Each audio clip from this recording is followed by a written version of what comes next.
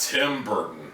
If ever there was a guy who started out fantastic only to end up being a joke of his former self in the modern day, it was definitely Tim Burton.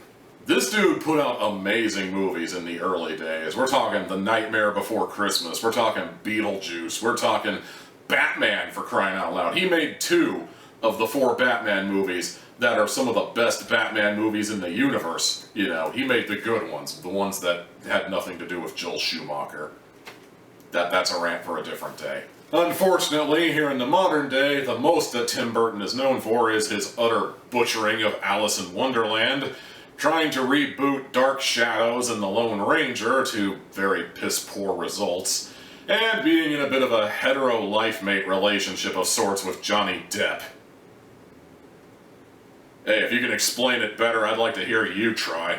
But then you get that period in the middle, that one weird period where a Tim Burton movie was really a roll of the dice and you never knew what you were going to get. Maybe you were going to get something universally acclaimed like The Corpse Bride. Maybe you were going to get something that was universally panned like his attempt at Charlie and the Chocolate Factory. Or hell, maybe you're going to get something that was a bit more polarizing down the line like Monkey Bone. And when I say polarizing, I mean I liked it, and I seem to be in a bit of a minority, but that, whatever, wouldn't be the first time. But then we get to today's subject, Big Fish, a movie that came out when I was in high school, and I remember totally wanting to go see it.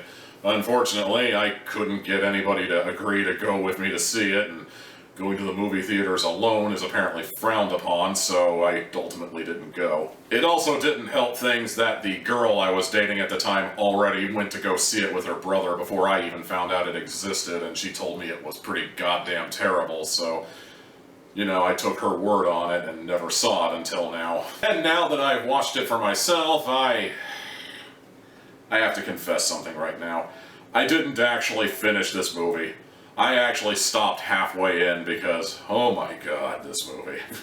I kind of got the impression that this movie was going to be sort of Forrest Gump-esque in the sense that it was basically the story of this man's life.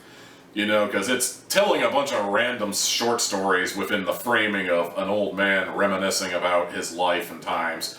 Whether it be stealing the glass eye of an old swamp witch to when he was catfishing and he caught the biggest catfish you ever saw because he used his wedding ring as bait.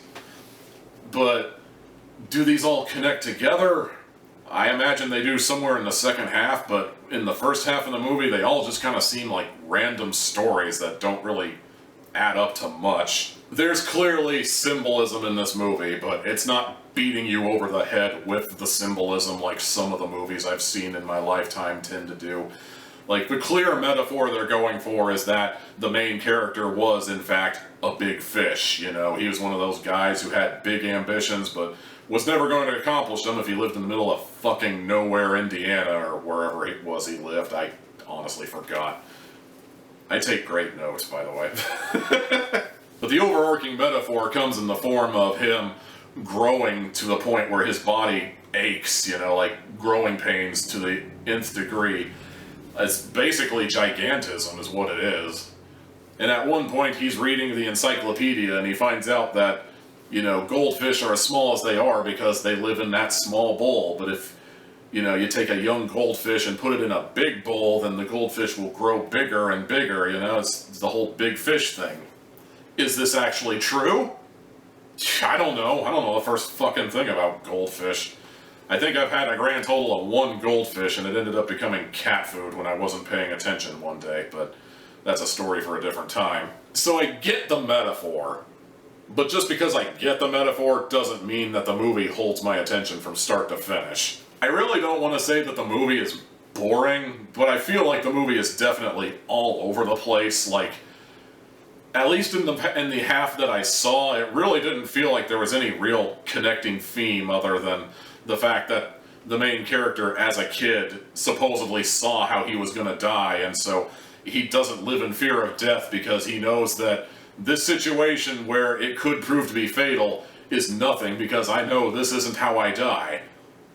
And it kind of takes away from the urgency in that way, you know? Bottom line, this movie isn't nearly as bad as that girl I was dating in high school made it sound.